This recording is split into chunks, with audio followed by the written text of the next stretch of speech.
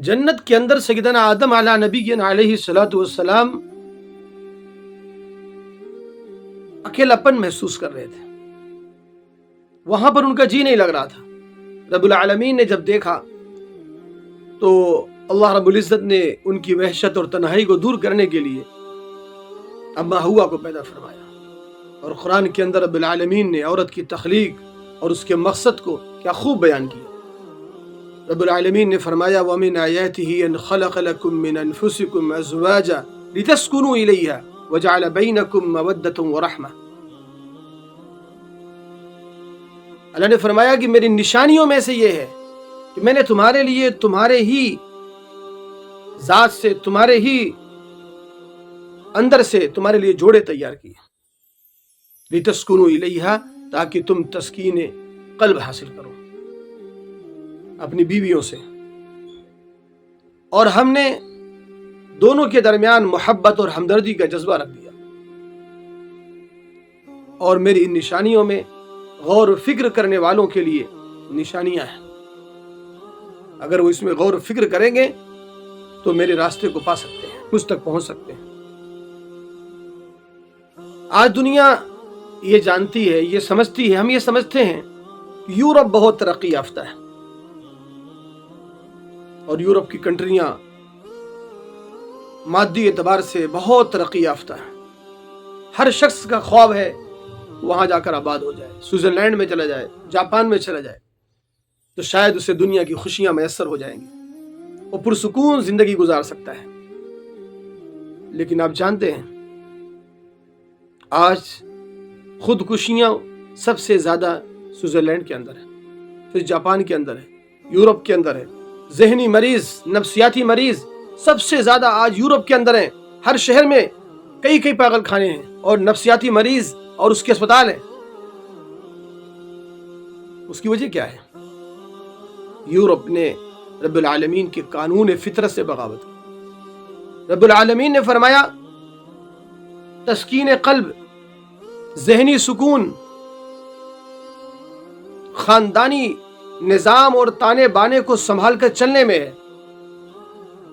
خاندانی نظام کو چلانے کے لیے سب سے اہم ستون مرد اور عورت، اور ایک مرد اور ایک عورت سے خاندانی نظام چلتا ہے. لہذا خاندانی افراد، خاندان اور قبیلے میں جتنے بھی افراد ہیں، اس تانے بانے کے نظام کے رب العالمین نے مستقل حقوق بیان کیے شریعت مطہرہ نے. والدین کے حقوق ہیں، پڑوسی کے حقوق ہیں، بھائی ہیں، چچا ہے، تاؤ ہیں، بھتیجے ہیں، بھانجے ہیں، ماما، ماموں، خالہ، ممانی. یہ تمام کا جو خاندانی نظام ہے رب العالمین نے اس نظام کو اور اس کے حقوق کو شریعت مطہرہ نے بالکل واضح کر کے بیان کر دیا اور فرمایا اسی نظام کے تحت جو چلے گا اسی کو دنیا کے اندر سکون ملے گا. ورنہ کیا جنت سے زیادہ ترقی یافتہ کوئی ملک ہو سکتا ہے؟ جنت سے زیادہ پرسکون جگہ یا کوئی ملک ہو سکتا ہے؟ سوئٹزرلینڈ، جاپان یا یورپ کتنی ترقی کیوں نہ کر لے کہ جنت کا مقابلہ کر سکتے ہیں. لیکن جنت میں تنہا آدم علیہ السلام کا جی نہیں لگ رہا ہے. پھر رب العالمین نے ان کے لیے اما ہوا کو پیدا کیا. یہ دونوں خوش خرم رہنے لگے. کلوا واشربوا وتمتعوا، کھاؤ پیو اور رہو. معلوم یہ ہوا کہ آج اگر دنیا میں سکون اور اطمینان انسان کو چاہیے، ابھی یورپ کی چند سال پہلے کی ایک تحقیق اور ریسرچ سامنے آئی کہ انہوں نے بہت دنیا کے چند مالدار اور آخری درجے کے مالدار جن کی زندگی میں مادی سہولیات، تمام سہولیات میں اثر، دولت کی ریل پیل، کاروبار بہترین، ان کے اوپر ریسرچ کیا ان میں سب سے زیادہ پرسکون کون ہے، ذہنی اعتبار سے سب سے زیادہ سکون کس کی زندگی میں ہے. ان کے ریسرچ کے بعد یہ بات سامنے آئی کہ وہی آدمی سب سے زیادہ پرسکون ہے جس کے تعلقات اپنے خاندان سے، اپنے اہل خانہ سے سب سے زیادہ مضبوط ہے. جو خاندانی اعتبار سے بکھرا ہوا ہے وہ ذہنی اعتبار سے سب سے زیادہ ڈپریشن میں. یورپ نے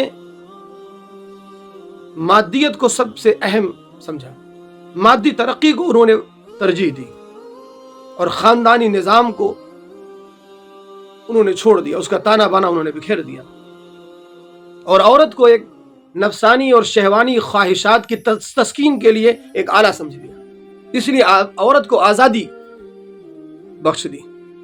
عورت بازار کی ایک سامان بن کر رہ گئی، جس کے نتیجے میں کنواری بچیاں ناجائز اولاد کی ماں بن رہی، طلاق کی شرح، قتل غارت گری کی شرح، سب سے زیادہ نفسانی نفسیاتی مریض، ڈپریشن کے مریض سب سے زیادہ یورپ کے اندر ہے۔